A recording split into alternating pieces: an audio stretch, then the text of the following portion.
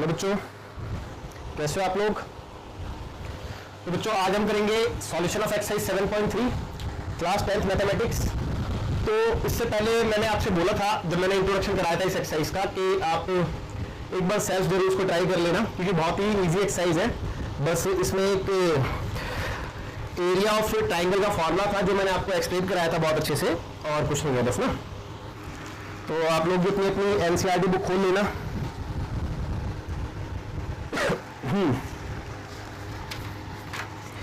देखिए बहुत easy exercise है, तो मैं सारे क्वेश्चन नहीं कराऊंगा आप लोगों को, मैं तो सिलेक्टेड क्वेश्चन ही कराऊंगा। तो देखते हैं बेटा। तो question number 1 exercise 7.3 page number 170। Question number 1 page number 170 NCERT exercise 7.3 कहते हैं कि find the area of the triangle whose vertices are this and this. तो इसमें दो पार्ट है, चलो मैं पहला कराया था, दूसरा आप कर लेना है ना, दूसरे के लिए डू योरसेल्फ। तो इसके वर्टिसेस है 2,3, अगला है -1,0 और 2,-4। तो बच्चों बहुत ही इजी है, तो मैं आपसे चाहता हूं कि आप मेरे साथ साथ खुद भी करें, सेल्फ भी करें, ठीक है। चलिए तो देखो ये एक ट्रायंगल के वर्टिसेस है, तो मैं काम करता हूं ट्रायंगल बना ही लेता हूं यहाँ पे ना रफली। तो पहले वाले को ए मान लेता हूं जो कि है 2,3, दूसरा बी पॉइंट मान लेते हैं -1,0 and last one is C 2,-4। ठीक है, अब मेरे को इस ट्रायंगल का एरिया निकालना है। तो एरिया ऑफ ट्रायंगल एबीसी, ठीक है। अब सबसे पहले क्या लिखते हैं, फॉर्मूला लिखते हैं। तो फॉर्मूला होता है 1/2। मैंने आपको बताया था x1 से स्टार्ट होता है, फिर ब्रैकेट डाल दो, फिर प्लस x2, फिर ब्रैकेट डाल दो, फिर प्लस x3 और फिर ब्रैकेट डाल दो और क्लोज, है ना। ये तो तरीका है बेटा याद रखने का कि आपने फॉर्मूला को कैसे याद रखना है। अब x के बाद क्या आता है, y आता है। भाई अंदर के ब्रैकेट के अंदर y ही आना है। तो 1 था तो यहाँ पे 2 और 3 आएगा, जाहिर सी बात है। अब यहाँ पे 2 था तो 3 और 1 आएगा, ठीक है। 3 था तो 1 और 2 आएगा। ये बेटा याद करने का तरीका बहुत आसान है, ठीक है ना। ओके, अब ये बेटा आपका x1 y1 है, पहला पॉइंट है, क्योंकि ये x2 y2 है, वो तो आपको पता ही होगा, और इट इज x3 y3। चलिए ठीक है, तो वैल्यू पुट करते हैं बेटा 1/2 मॉड ऑफ x1। x1 कितना है चेक करो, 2 है। y2 देखो 0 है। फिर y3 चेक कर लो -4, तो ये माइनस और माइनस का 4 प्लस का 4 लिख दो direct. Okay, plus x2 check कर लो -1 है, तो प्लस माइनस -1 लिख देते हैं यहाँ पे। उसके बाद y3 -4 है। देन y1 3 है, ठीक है। फिर उसके बाद x3, तो x3 कितना बेटा 2 विद इन ब्रैकेट y1 की वैल्यू 3 और y2 की वैल्यू 0। तो बच्चों मैंने इसमें कुछ भी नहीं किया, बस सिर्फ और सिर्फ वैल्यू पुट अप किए सबके ना फॉर्मूले में। ओके, तो अब इसको सिंपलीफाई करना बाकी है बस। तो 1/2 विद इन ब्रैकेट, तो 4 + 0 कितना होता है, 4 होता है, और 4 को 2 से इंटू करो तो 8 आएगा, ठीक है। डायरेक्ट लिखो। अच्छा 4 और 3 7 होता है बेटा, -7 और -1 मिलकर प्लस का 7 बन जाएगा। Okay, 3 - 0 that is 3, 3 to 6। Okay, so 1/2 with in bracket, तो ये कितना हो गया बेटा 21, चेक करने की 21 आएगा ना, बिल्कुल 21 आएगा, है ना। तो बच्चे पॉजिटिव है, अगर नेगेटिव होता तो मॉड हटाने से पॉजिटिव बन जाता, तो इसको ऐसे रन देते 1/2 इंटू या फिर 21/2 लिख दो, कोई फर्क नहीं पड़ता उससे। तो 21/2 इतने स्क्वायर यूनिट। अच्छा एरिया है इसीलिए मैं स्क्वायर यूनिट में लिख रहा हूँ बेटा, ठीक है, आपको पता ही। और यूनिट हमें पता नहीं है सेंटीमीटर है मीटर है, तो इसीलिए यूनिट लिखा है खाली। तो आई होप आपको अच्छे समझ में आ गया होगा। इसके बाद जो सेकंड पार्ट है वो डू योर सेल्फ का फॉर्मूला लगा के अपने आप कर लेना, ठीक है। तो ये आपके लिए होमवर्क रहेगा। तो देखते हैं बच्चों आगे। तो बेटा क्वेश्चन नंबर 2 कहता है कि in each of the following find the value of k for which the points are collinear. तो बच्चों ये पॉइंट्स कोलिनियर है, तो k निकालना। मैंने आपको बहुत अच्छे से इंट्रो में ये कराया था, तो कोई दिक्कत नहीं है। देखिए भैया पॉइंट्स क्या है, 8,1 और कॉमा k, -4 और लास्ट वन इज 2, -5। अच्छा मैंने सेकंड पार्ट लिखा है यहाँ पे, क्योंकि फर्स्ट आपके लिए छोड़ दिया मैंने। तो फर्स्ट आपने करना है बेटा वो होमवर्क में है कि सेम है बिल्कुल डिट्टो, दैट्स वाई। तो बच्चों x1 y1 कह लें पहले वाले पॉइंट्स को, x2 y2 कह लेते हैं दूसरे वाले को, x3 y3 कह लेते हैं। अच्छा मैंने आपको बताया था कि इस टाइप की सिचुएशन आती है कोलिनियर पॉइंट्स के लिए और मिसिंग वैल्यू भी मांगता है, तो मैंने आपको बताया था एरिया ऑफ ट्रायंगल 0 रख देना, है ना। उसका रीजन भी मैं आपको बता चुका हूं, क्योंकि जब अगर कोलिनियर का मतलब कि तीनों पॉइंट एक लाइन पे, तो ट्रायंगल तो बन ही नहीं रहा, और जब ट्रायंगल नहीं बनना तो उसका एरिया नहीं आएगा। तो दैट्स हम एरिया ऑफ ट्रायंगल 0 रखते हैं, ठीक है। तो यहाँ पे एक स्टेटमेंट लिख दो, since we know that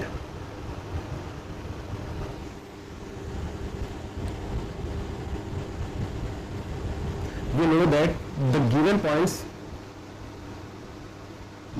points are collinear, ठीक है.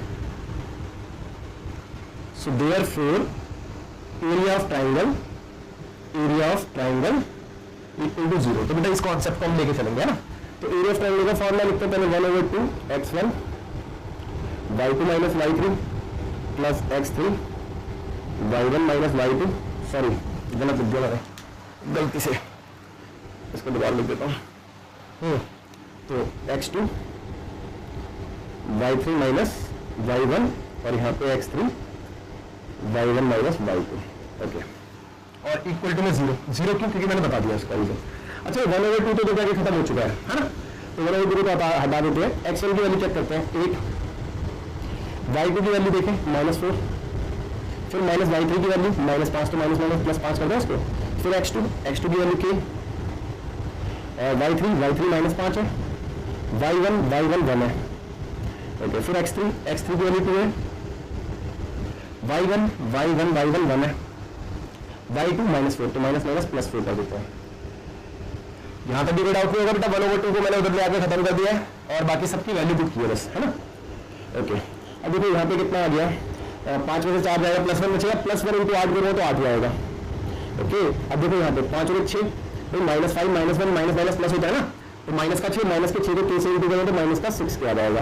ओके, 4 और 1 5 और 5 को 2 से इंटू करें तो 10, तो प्लस का 10 इक्वल टू 0, है ना. अब यहाँ पे कितना आ गया -6k और 10 में से 10 और 8 18 18 इक्वल टू 0. अब देखो ये जो सिचुएशन है मे बी ऐसे सिचुएशन में बच्चों को दिक्कतें होती थोड़ी सी ना, क्योंकि अगर यहाँ पे कोई सिंगल वैल्यू होती है, सिंगल क्वांटिटी होती कोई भी, तो फिर मैं क्या करता कि अगर अंदर नेगेटिव आ रहा है तो मैं उसको पॉजिटिव में कन्वर्ट कर सकता था, या फिर पॉजिटिव आ रहा है तो फिर मैं उसको पॉजिटिव भी छोड़ सकता था.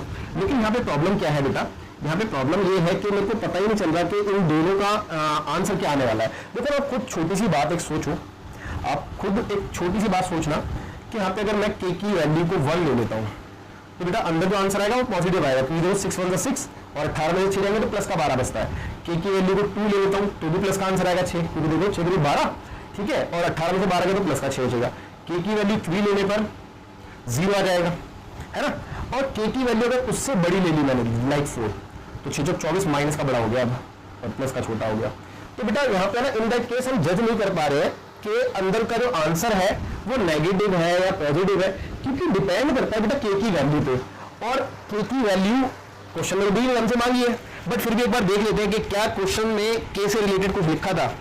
तो in each of the following find the value of k for which the points are collinear. नहीं, कुछ वैसे लिखा नहीं था, ठीक है. तो मैं आपको ये समझा रहा था कि बेटा इन दैट केस थोड़ी सी दिक्कतें आती है. तो बेटा इस सिचुएशन में पता है हम जनरली क्या करते हैं, हम जनरली ये करते हैं कि मॉड यहाँ से हटा देते हैं, ठीक है, जब हमें समझ में नहीं आ रहा होता है. और जो राइट हैंड साइड है इधर हम प्लस माइनस दोनों ले लेते हैं. प्लस माइनस दोनों लेने का मतलब यही था कि अगर ये नेगेटिव आ रहा होगा तो वो पॉजिटिव रहेगा, और अगर पॉजिटिव है तो फिर तो कोई दिक्कत ही नहीं है. तो इसलिए दोनों साइड हम राइट हैंड साइड में ले लेते हैं. अभी दो सिचुएशन है, तो एक बार माइनस के 6k को इसको उधर ट्रांसफर करते हैं. अच्छा, प्लस माइनस 0 का मतलब क्या है, 0 ही होगा ना भाई. 0 को प्लस का लो या माइनस का लो कोई फर्क ही नहीं पड़ने वाला था, तो इसलिए 0 0 ही है. अब देखो कितना बचा -6k और यहाँ पे माइनस का 18, माइनस से माइनस का 6 से 3 टाइम्स में, तो k की वैल्यू 3 आ गई. तो ये आपका आंसर होना चाहिए, बट फिर भी मैं पहले पीछे आंसर चेक कर लूँ एक बार आपकी पीछे एनसीईआरटी में, देन उसके बाद आगे चलेंगे. तो ये क्वेश्चन नंबर 2 का सेकंड पार्ट था ना. और हाँ, यहाँ पे बेटा क्वेश्चन नंबर 2 लिख लेना, मैंने 1 ही रहने दिया गलती से. तो देखते हैं 7.3 एक्सरसाइज क्वेश्चन नंबर सेकंड. हाँ, k की वैल्यू बिल्कुल ठीक आ रही है, 3 है.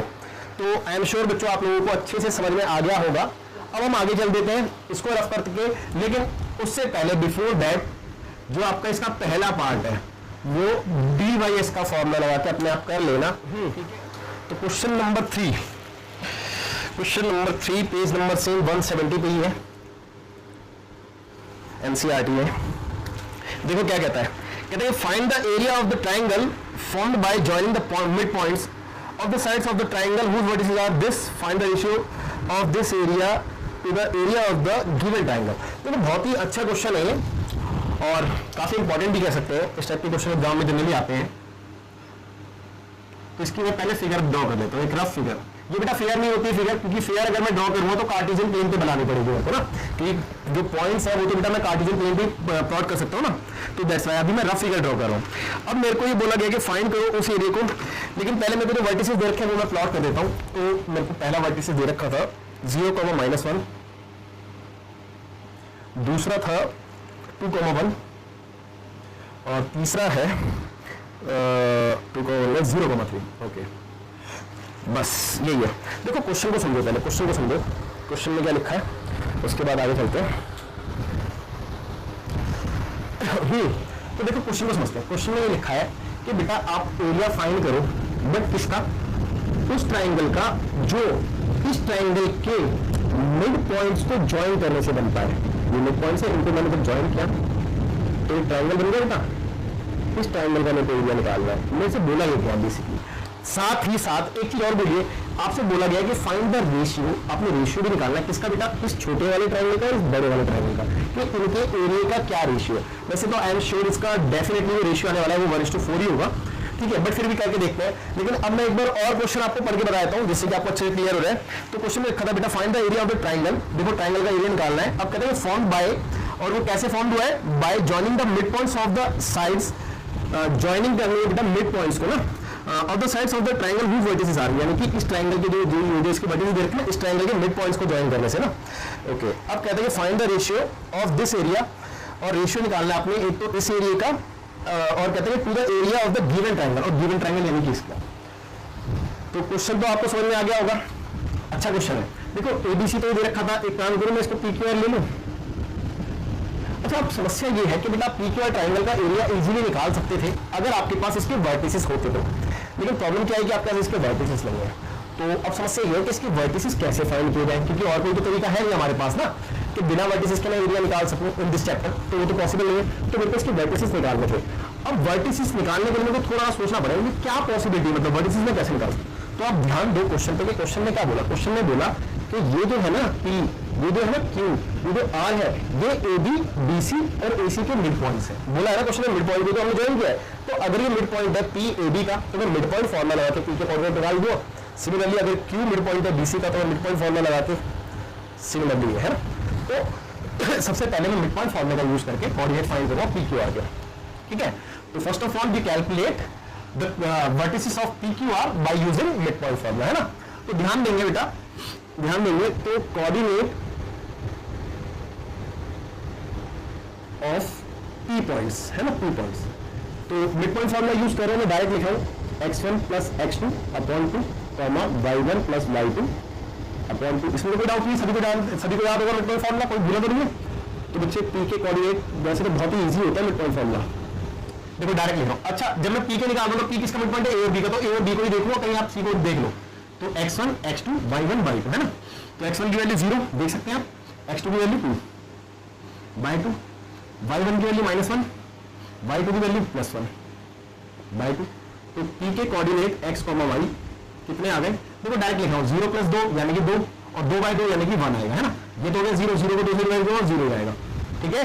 तो बेटे p के कोऑर्डिनेट आ चुके हैं 1, 0। सिमिलरली q और r के निकालते हैं। सिमिलरली q के देखते हैं, तो मैं फॉर्मूला वगैरह में लिखा डायरेक्ट कर रहा हूं। तो x1 + x2 यानी कि 2 + 0 y2, y1 + y2 यानी कि 1 + 3 बाय 2, कोई डाउट नहीं होगा। सो q x, y कितना आ गया, चेक करेंगे भाई। 2 + 0 2 ही होता है, 2 को 2 से डिवाइड करो 1 आएगा, है ना। 3 और 1 4 होता है, 4 को 2 से डिवाइड करो 2 आएगा, तो 1,2 आ गया। आई एम श्योर सबको समझ में आ रहा होगा। अगर फिर भी किसी को डाउट है तो मेरे को बताओ प्लीज। अब r के also coordinate of r that is x, y कैसे निकालेंगे, फॉर्मूला आपके सामने है x1 + x2, तो x1 + x2 यानी कि 0 + 0 बाय 2 y1 + y2 यानी कि -1 + 3 by 2। So coordinate of r आपको मिल गया है कितना, देखो 0 + 0 0 0 को 2 से डिवाइड करो 0 आएगा, 3 में से 1 जब 2 बचा प्लस का, प्लस के 2 को 2 से डिवाइड करो 1 आएगा, तो 0,1। ओके, तो बच्चों यहां तक का तो काम हो गया, और अब मैं इसका एरिया फाइंड कर सकता हूं बहुत इजी। तो देखेंगे एरिया निकालता हूं नाउ। एरिया ऑफ ट्राइंगल किसका, पी क्यू आर का निकाल रहा हूं। पहले तो मुझसे यही मांगा था ना, तो 1/2 formula x1 y2 minus y3 plus x2 y3 minus y1 plus x3 y1 minus y2। Okay, तो ध्यान देंगे बेटा, ध्यान देंगे। 1/2 एज इट इज। देखो x1, अब देखो जाहिर सी बात है x1 y1 x2 y2 x3 y3, क्योंकि पी क्यू आर देख रहे हो ना, तो पी क्यू आर पहला दूसरा तीसरा, ठीक है। तो x1 y1 ये रहा, तो x1 की वैल्यू चेक करते हैं। x1 पुट कर रहे हैं, x1 की वैल्यू 1 है, देख सकते हैं आप। फिर y2 की वैल्यू 2 है। अगर किसी को नहीं समझ में आ रहा तो मैं आपसे कहूंगा कि यहाँ पे लिख लो x1 y1 x2 y2 x3 y3, आपको क्लियर हो जाएगा, ठीक है। ओके, तो y2 की वैल्यू 2 थी और y3 की वैल्यू है 1, दैट्स इट। फिर x2 1 है, x2 के बाद y3 1 है, ठीक है। y3 के बाद y1 0 है, उसके बाद x3 की वैल्यू 0 है।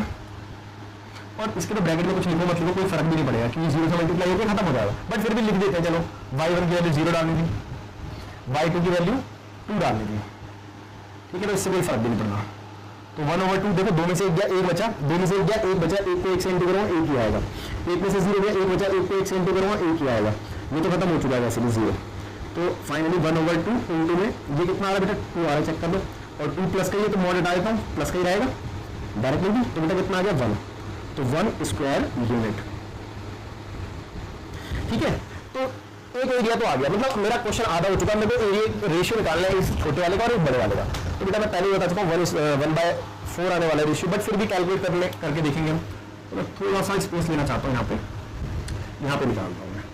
तो एरिया ऑफ ट्राइंगल एबीसी का एरिया निकालूंगा ना मैं, तो 1/2 x1 y2 minus y3 x2 y3 minus y1 x3 y1 minus y2, that's it. So 1/2, देखो direct x1 y1 x2 y2 x3 y3। भाई एबीसी की बात हो रही तो एबीसी को ही तो देखो, पीक्यूआर को थोड़ा देखो।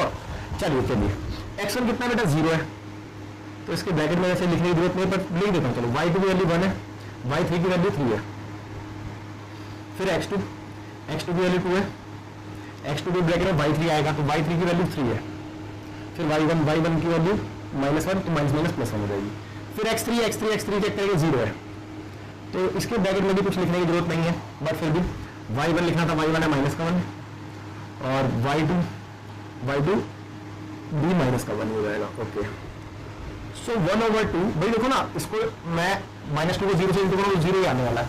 इसीलिए मैं कहता हूँ इसके ब्रैकेट के अंदर कुछ लिखो रहा है, मतलब कोई फर्क नहीं पड़ता। 3 और 1 4 को 2 से इंटू करूँगा 4 आएगा, सॉरी 8 आएगा। देखो आई रिपीट, 3 और 1 4 4 2 8, और यहाँ पे 0 आएगा, खत्म। तो अब आप चेक करोगे 1/2 इंटू में मॉड ऑफ, भाई प्लस का ही 8 आ रहा है, तो मॉड से बाहर निकालो तो भी प्लस का ही रहेगा, तो डायरेक्टली प्लस का 8 बाहर निकाल दो मॉड से, और यहाँ पे 4 आ गया। तो एरिया कितना आ गया 4 स्क्वायर यूनिट। तो देखो आ गया ना रेशियो 1:4, चेक कर लो, बट फिर भी लिख के दिखा देता हूँ। तो हेंस द रिक्वायर्ड रेशियो, अब देखो क्वेश्चन को ध्यान से पढ़ोगे तो आपको पता चलेगा कि ऊपर ये वाला रखना, नीचे ये वाला रखना है ना। तो देखिए, तो ऊपर मैं रखूंगा एरिया ऑफ ट्राइंगल पीक्यूआर, और नीचे रखूंगा एरिया ऑफ ट्राइंगल एबीसी, ठीक है। तो इसका एरिया था 1, इसका था 4, तो आंसर आ गया 1:4, जैसे कि मैं बता भी रहा था, ठीक है। तो बच्चों थोड़ा सा बड़ा क्वेश्चन था, लेंदी था, बट टफ नहीं था, अच्छा क्वेश्चन था। चलते हैं बेटा आगे हैं, 2 क्वेश्चन होते हैं, चौथा और पांचवा, जल्दी से फटाफट देखते हैं क्वेश्चन नंबर 4 और 5। देखो क्वेश्चन नंबर 4 वैसे मैं कराऊंगा नहीं, मैं बताता हूँ पहले, मैं हिंट जरूर दूंगा, लेकिन कराऊंगा नहीं, तो इसका मतलब ये थोड़ा कि मैं आपको बीच में दार पे छोड़ दूंगा, ठीक है। कहता है कि find the area of the quadrilateral whose vertices taken in order. ये आपको वर्टिसेस है ना ऑर्डर में दे रखी है, यानी कि पहला ए है, दूसरा बी है, फिर सी है, फिर डी है, मान लेते हैं, है ना। तो मैं एक ट्राइंगल क्वाड्रिलेटरल बना लेता हूँ। मुझे नहीं पता देखो क्वाड्रिलेटरल किस शेप का है, तो मेरे को जैसा सही लगा मैंने बना दिया, ठीक है। देखो थोड़ा टेढ़ा मेढ़ा बना देता हूँ, क्योंकि आपको वैसा ट्रेपेजियम थोड़ी ना है। अब ये तो मुझे भी नहीं पता कि है क्या, लेकिन इतना पता कि क्वाड्रिलेटरल है। तो भैया ये क्वाड्रिलेटरल मैंने बना दिया, रफली आपको दिख भी रहा होगा। और इनके वर्टिसेस लिख लेता हूँ, ऑर्डर में दे रखे हैं, तो ABCD। तो पहला वाला ए होगा, यानी कि -4 -2, -4 -2। दूसरा वाला बी होगा, -3 -5, और तीसरा वाला सी होगा 3, -2, एंड 2, 3 लास्ट वाला 2, 3. That's it. अब कहते हैं find the area of the quadrilateral whose vertices are this, यानी कि इसका एरिया निकालना है. तो बहुत आसान है बेटा, आपके पास क्वाड्रिलेटरल का कोई फॉर्मूला नहीं है एरिया निकालने का, लेकिन ट्राइंगल का तो है. तो आप इसको ट्राइंगल बना लो ना. ये लो, अब 2 ट्राइंगल बन गया. देखो, एक बन गया एबीडी, एक ट्राइंगल एबीडी बन गया, और एक ट्राइंगल बी, एक ट्राइंगल कौन सा बन गया चेक कर लो, बीसीडी, है ना. तो बस आपने दोनों ट्राइंगल का एरिया निकाल के दोनों को ऐड कर देना. तो देखो, पहले फर्स्ट आप क्या करोगे, फर्स्ट आप निकालोगे एरिया ऑफ ट्राइंगल बीसीडी, ठीक है, वॉट एवर जो भी आएगा. फिर सेकंड नंबर पे आप क्या करोगे, सेकंड आप करोगे एरिया ऑफ ट्राइंगल बीसीडी हो गया ना, बीसीडी हो गया तो एबीडी, एबीडी. अब लास्ट नाउ, अब आपने निकालना है एरिया ऑफ क्वाड्रिलेटरल एबीसीडी, है ना. तो आप कैसे करोगे बेटा, दोनों को ऐड कर दोगे तो भाई जी बात है एबीसीडी पूरा मिल जाएगा ना. तो area of BCD plus area of ABD, ठीक है बच्चों. तो आपको फाइनल आंसर मिल जाएगा. और आपको मैंने इस तरीके का एक एग्जाम्पल में भी क्वेश्चन कराया है, तो कोई दिक्कत नहीं होती है. ये आपके लिए हिंट थी और आप इसको कर लोगे, मुझे आप लोगों को इतना तो भरोसा है ना. तो क्वेश्चन नंबर 5 देखिए, कोर्ट पे भरा है. तो देखते हैं बेटा क्वेश्चन नंबर 5. बहुत बढ़िया क्वेश्चन है, बहुत प्यारा. तो देखेंगे, कहते हैं कि you have studied in class 9 chapter 9 example number 3. कहता है कि आपने भैया स्टडी की थी क्लास 9 में चैप्टर 9 में कौन से एग्जाम्पल नंबर 3 के अंदर. आपने क्या सीखा था वहां पे, आपने वहां पे ये सीखा था कि भैया किसी भी ट्राइंगल के अगर आप मीडियन ड्रॉ करते हो तो वो उस ट्राइंगल को 2 इक्वल एरिया में डिवाइड कर देती है. और मुझे आप लोगों को पूरा भरोसा, क्योंकि मैंने आपको बहुत अच्छे से पढ़ाया था ये टॉपिक. तो आपको सबको याद होगा कि ट्राइंगल की मीडियन ट्राइंगल को 2 इक्वल एरिया में डिवाइड करती थी, ठीक है, बहुत अच्छे से याद होगा. अच्छा, अब आपसे कहता है कि क्या सीखा था आपने, वो चीज बता रहा है. कहता है कि that median of a triangle divides it into 2 triangles of equal area, जैसे कि मैंने बताया आपको. अब कहता है आगे कि फुल स्टॉप पे वेरीफाई दिस रिजल्ट, और इस रिजल्ट को आपने वेरीफाई करके दिखाना है, जो आपने सीखा था 9th क्लास में. कहता है कि वेरीफाई करो और फॉर एबीसी ट्राइंगल के लिए, और जिसकी वर्टिसेस आपको दे रखी है. चलो आ गया है समय वेरीफाई करने का, तो कोई बड़ी बात नहीं है, वेरीफाई करेंगे हम. ये रहा ए, ये रहा बी, ये रहा सी, और इसके कोऑर्डिनेट लिख लेते हैं. तो बेटा ए है 4, -6, और बी है 3, -2, एंड सी इज 5, 2. ओके, तो बस यही था. अब देखो, जाहिर सी बात है कि भैया मेरे को मीडियम तो ड्रॉ करनी पड़ेगी ना क्वेश्चन के अकॉर्डिंग. अगर मैं क्वेश्चन को ध्यान से पढ़ रहा हूँ तो मेरे को मीडियम ड्रॉ करनी पड़ेगी. तो मैंने एक मीडियम ड्रॉ कर दी लाइक एडी. अच्छा, एक छोटी सी बात मैं आपसे पूछता हूँ, है ना, एक छोटी सी बात. क्या आपको ये भी नहीं पता कि हमने इसी मतलब 9th क्लास में चैप्टर 9 में ही हमने एक बात और सीखी थी. हमने ये तो सीखा था कि मीडियम जो है वो 2 इक्वल एरिया में डिवाइड करते हैं, लेकिन हमने साथ साथ ये भी सीखा था कि बेस को भी 2 इक्वल लाइन सेगमेंट में डिवाइड करते हैं. ये सीखा था हमने, अगर आपको याद हो तो इसका मतलब मैं कह सकता हूँ कि ये जो साइड है अभी आधी आधी हो चुकी है, और आधी आधी होने का मतलब क्या है कि डी बीसी का मिड पॉइंट है ना. तो भैया सबसे पहले मेरे को इसके कोऑर्डिनेट निकालने पड़ेंगे. तो मैं कैसे निकालूंगा, by using mid point formula, ठीक है. तो by using mid point formula, तो लिख देते हैं by using mid point formula.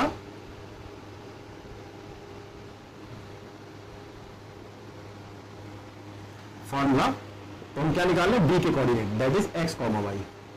तो बेटा डी के coordinate formula x1 plus x2 upon 2, y1 plus y2 upon 2, यही होता है.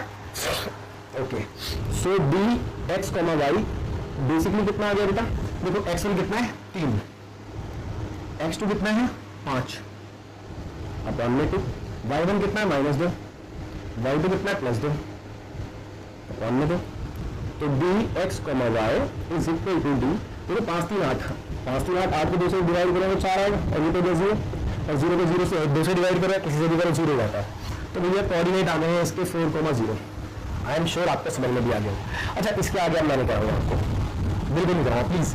देखो रीजन भी है, अब मेरे को क्या प्रूफ करना है, मेरे को वो रिजल्ट प्रूफ करना है, और रिजल्ट क्या है कि ये वाला एरिया और ये वाला एरिया बराबर होता है, ये क्या है. तो अब आप खुद कर लो ना, इसके आगे आप क्या करोगे, आप एरिया कैलकुलेट करोगे किसका, एरिया ऑफ ट्राइंगल एबीडी का निकाल दो, ठीक है। अब ये जो भी आएगा, वॉट एवर जो भी आएगा, इसके बाद आपने क्या करना है, area of triangle ACD, ACD का निकाल दो, और ये दोनों इक्वल आने चाहिए, ये दोनों क्या आने चाहिए बेटा, एरिया इक्वल आने चाहिए। तो लास्ट में मैं कह दूंगा कि hence this is equal to this, तो we can say median of any triangle is divided it into two equal area of triangle, है ना, ठीक है। तो बात समझ रहे बेटा, कहने का मतलब क्या है, तो आपका रिजल्ट ये प्रूफ हो गया, ठीक है। तो बच्चों इसके साथ आपकी एक्सरसाइज कंप्लीट हो गई है, और इसके बाद हमने करनी है ऑप्शनल एक्सरसाइज 7.4, हम वो डेफिनेटली करेंगे, छोड़ूंगा नहीं मैं बिल्कुल भी, क्योंकि अच्छे क्वेश्चन है बेटा, है, ठीक है बच्चों। तो चलो बाय, टेक केयर, मिलते हैं अगली क्लास में, बाय बाय।